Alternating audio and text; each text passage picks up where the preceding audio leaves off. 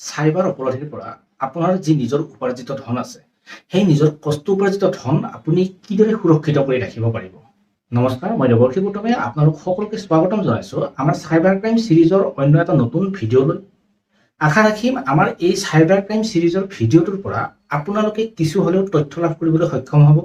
Cyber ক্ৰাইমৰ পৰা আপোনালোকে বাচি থাকিবলৈ যি কৰিবলগীয়া থাকে বা যি ধৰণে সুৰক্ষিত হৈ থাকিব লাগে তেনেধৰণৰ কিছু টিপছ আপোনালোকে লাভ কৰিবলৈ সক্ষম হ'ব।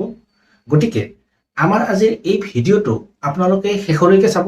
আশা ৰাখিম এই ভিডিঅ'টোৱে আপোনালোকৰ নিজৰ যি কষ্ট উপাৰ্জিত ধন আছে সেই ধন সুৰক্ষিত কৰি ৰখাৰ ক্ষেত্ৰত কিছু হ'লেও অৰিহণা যোগাব। চাইবাৰ অপৰাধৰ পৰা বাচি থাকিবলৈ হ'লে পোনপ্ৰথমে আপুনি জানিব লাগিব আচলতে চাইবাৰ অপৰাধ কি। যদি আপুনি চাইবাৰ অপৰাধৰ বিষয়ে সম্পূৰ্ণকৈ অৱগত নহয় তেনেহ'লে আপুনি অনায়াসে চাইবাৰ অপৰাধীৰ জালত ভৰি দিয়াটো নিশ্চিত। আমাৰ সমাজ ব্যৱস্থা, আমাৰ দৈনন্দিন জীৱন যিমানেই ডিজিটেল হৈ গৈ আছে সিমানেই কম পৰিসৰৰ ভিতৰত আমি পৃথিৱীখনক হাতৰ মুঠিত লাভ কৰিবলৈ সক্ষম হৈছোঁ। এয়া হৈছে তথ্য প্ৰযুক্তিৰ যোগাত্মক দিশ। ইয়াৰ সমান্তৰালকৈ অপৰাধীসকলেও ডিজিটেল মাধ্যমৰ জৰিয়তে বিভিন্ন অপৰাধমূলক কাৰ্য সংঘটিত কৰি আহিছে। কিন্তু ইয়াৰ সমান্তৰালকৈও অপৰাধীসকলেও বিভিন্ন ধৰণৰ যি অপৰাধমূলক ঘটনা সেই ঘটনাসমূহ ডিজিটেল মাধ্যমৰ জৰিয়তে কৰিবলৈ আৰম্ভ কৰিছে। এতিয়া আগবাঢ়িছোঁ চাইবাৰ অপৰাধ আচলতে কি ইয়াৰ বিষয়ে আপোনালোকক অৱগত কৰিবলৈ। আপোনাৰ হাতত থকা যিকোনো ডিজিটেল ডিভাইচৰ জৰিয়তে চাইবাৰ অপৰাধ সংঘটিত হ'ব পাৰে। ডিজিটেল মাধ্যমৰ জৰিয়তে সংঘটিত হোৱা প্ৰতিটো অপৰাধকে আচলতে চাইবাৰ অপৰাধ বুলি কোৱা হয়।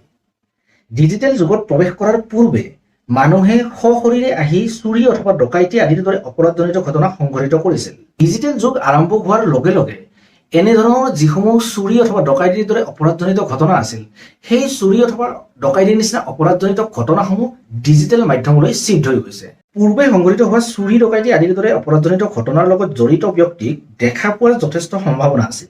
কিন্তু এতিয়া ডিজিটেল মাধ্যমত সংঘটিত হোৱা এনেবোৰ অপৰাধমূলক ঘটনাৰ লগত জড়িত ব্যক্তিসকলে পৰ্দাৰ আঁৰত থাকি অপৰাধ সংঘটিত কৰে। এক কথাত ক'বলৈ গ'লে আগতে সংঘটিত হোৱা চুৰি ডকাইতিৰ ঘটনাবোৰ বৰ্তমান সময়ত ডিজিটেল মাধ্যমৰ জৰিয়তে সংঘটিত হ'বলৈ আৰম্ভ হৈছে। পাৰ্থক্য মাত্ৰ এটাই, আগতে আপোনাক উদ্যত মৰণাস্ত্ৰ দেখুৱাই ডকাইতি অথবা চুৰি আদিৰ দৰে ঘটনা সংঘটিত হৈছিল আৰু এতিয়া আপোনাৰ তথ্য ব্যৱহাৰ কৰি ডকাইতি অথবা চুৰিৰ দৰে অপৰাধজনিত ঘটনা ডিজিটেল মাধ্যমত কৰা হয়। আপোনাৰ হাতত থকা ডিজিটেল ডিভাইচটোৰ পৰা যদি কোনোবাই আপোনাৰ অনুমতি অবিহনে ডাটা মচি দিয়ে, ডাটা চুৰি কৰে, ডাটা কপি কৰে, ডাটা ট্ৰেন্সফাৰ কৰে তেনেহ'লে এনেধৰণৰ সকলো কাম চাইবাৰ অপৰাধ হিচাপে পৰিগণিত হয় বা চাইবাৰ অপৰাধ হিচাপে গণ্য কৰা হয়। সচৰাচৰ আমি দেখি থকা যিসমূহ চাইবাৰ অপৰাধজনিত ঘটনা আছে সেই ঘটনাসমূহৰ মূল লক্ষ্য আৰু উদ্দেশ্য এটাই। সেই মূল লক্ষ্য আৰু উদ্দেশ্য হৈছে ধন আত্মসাৎ কৰা। যিকোনো এগৰাকী ব্যক্তিৰ পৰা বেআইনীভাৱে সেই ব্যক্তিগৰাকীক ঠগি তেওঁৰ সেই ধন চাইবাৰ অপৰাধীসকলে আত্মসাৎ কৰে। চাইবাৰ অপৰাধীসকলে সেই ব্যক্তিগৰাকীৰ পৰা ডিজিটেল মাধ্যমৰ জৰিয়তে ধন চুৰি কৰে। আপুনি সদায় এটা কথা মনত ৰাখিব যে আপোনাৰ অনুমতি অবিহনে কোনো লোকে আপোনাৰ হাতত থকা কোনো ডিজিটেল ডিভাইচ হেক কৰিব নোৱাৰে। আজিকালি প্ৰায় প্ৰতিগৰাকী লোকৰ হাততে স্মাৰ্টফোন আছে। এই স্মাৰ্টফোনটোৰ জৰিয়তে আমি অতি সহজে ধনৰ লেনদেন কৰিবলৈ সক্ষম হওঁ। কিন্তু ইয়াতে এটা প্ৰশ্ন উত্থাপিত হয় যে স্মাৰ্টফোনত আমি প্ৰতিদিনে সম্পন্ন কৰি অহা ডিজিটেল লেনদেন আচলতে কিমান সুৰক্ষিত। এই প্ৰশ্নটোৰ যদি উত্তৰ আমি এক কথাত দিবলৈ যাওঁ তেনেহ'লে আপোনালোকে ডিজিটেল মাধ্যমৰ জৰিয়তে অথবা আপোনাৰ স্মাৰ্টফোনটোৰ জৰিয়তে যি ডিজিটেল লেনদেন কৰি আছে সেই ডিজিটেল লেনদেন কিন্তু মুঠেই সুৰক্ষিত নহয়। এই মুহূৰ্তত হয়তো আপোনাৰ মনলৈও এই প্ৰশ্নটো আহিছে যে মই কিহৰ ভিত্তিত এই কথাখিনি কৈ আছো। আপোনালোকৰ জ্ঞাতাৰ্থে কেইটামান কথা জনাওঁ যে আপুনি ভবাৰ দৰে চাইবাৰ অপৰাধীসকলে কিন্তু একদম নাভাবে। আপুনি যেতিয়া আপোনাৰ নিজৰ স্মাৰ্টফোনটোত ডিজিটেল লেনদেন কৰিবলৈ আগবাঢ়িব তেতিয়া আপুনি পোনপ্ৰথমে সেই নিৰ্দিষ্ট এপ্লিকেশ্যনটো খুলিব। তাৰ পাছত এপ্লিকেশ্যনটোৰ ভিতৰলৈ প্ৰৱেশ কৰিবলৈ আপোনাৰ আইডি আৰু পাছৱৰ্ড প্ৰদান কৰিব। তাৰ পাছতহে আপুনি সম্পূৰ্ণৰূপে এপ্লিকেশ্যনটোৰ ভিতৰত প্ৰৱেশ কৰিবলৈ সক্ষম হ'ব।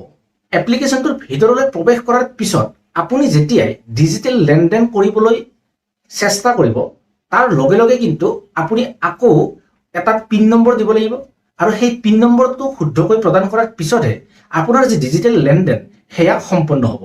ইমান চিকিউৰিটি থকাৰ পিছতো আপোনাৰ যি ডিজিটেল লেনদেন সেই ডিজিটেল লেনদেন আচলতে কিয় সুৰক্ষিত নহয় সেই প্ৰশ্নটো আপোনাৰ মনলৈ অহাটো একেবাৰেই স্বাভাৱিক কথা।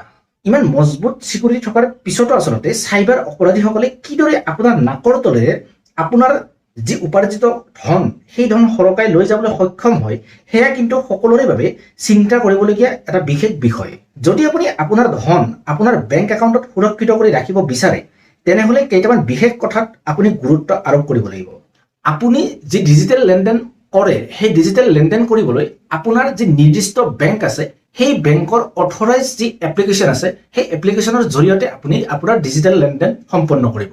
আপুনি কোনো তৃতীয় পক্ষৰ যি এপছ আছে সেই এপছৰ জৰিয়তে ডিজিটেল লেনদেন কৰিবলৈ চেষ্টা নকৰিব অথবা তেনেধৰণৰ অভ্যাস গঢ়ি নুতুলিব।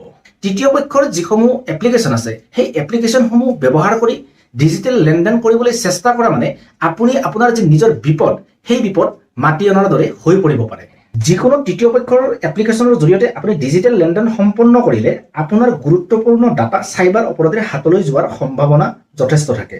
আপোনাৰ ফোনলৈ অহা যিকোনো অচিনাকি লিংকত আপুনি কেতিয়াও ক্লিক নকৰিব। এনে লিংকৰ জৰিয়তে চাইবাৰ অপৰাধীয়ে আপোনাৰ স্মাৰ্টফোনত থকা সকলো তথ্য চুৰি কৰিবলৈ সুবিধা লাভ কৰিব পাৰে। আপুনি নিশ্চিত নোহোৱালৈকে কোনো এপ্লিকেশ্যন আপোনাৰ ফোনত ইনষ্টল নকৰিব।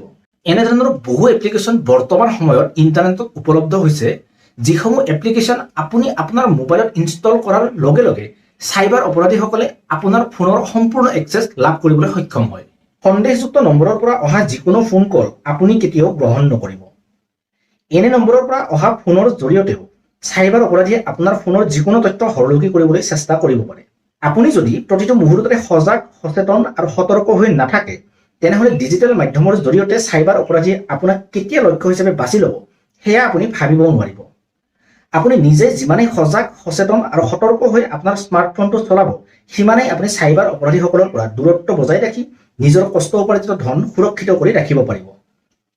আপুনি নিজকে যিমানেই স্মাৰ্ট বুলি নাভাবক লাগিলে চাইবাৰ অপৰাধীসকলে কিন্তু আপোনাৰ দুৰ্বলতাক ঢাল হিচাপে লৈ আপোনাক লক্ষ্য হিচাপে বাছি ল'ব আৰু কেতিয়া আপুনি চাইবাৰ অপৰাধীয়ে পতা জালত ভৰি দিব সেয়া আপুনি গমেই নাপাব।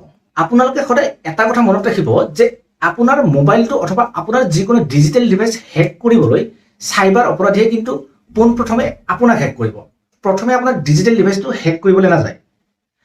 যদি চাইবাৰ অপৰাধীয়ে আপোনাক হেক কৰিবলৈ সক্ষম হয় তেনেহ'লে আপোনাৰ যিকোনো ডিজিটেল ডিভাইচৰ এক্সেছ চাইবাৰ অপৰাধীসকলে লাভ কৰিবলৈ সক্ষম হ'ব। ডিজিটেল যুগত আপুনি যদি সুৰক্ষিত হৈ থাকিব বিচাৰে তেনেহ'লে প্ৰতিটো খোজত, প্ৰতিটো ক্ষণত আপুনি সতৰ্ক হোৱাটো অতিকৈ জৰুৰী।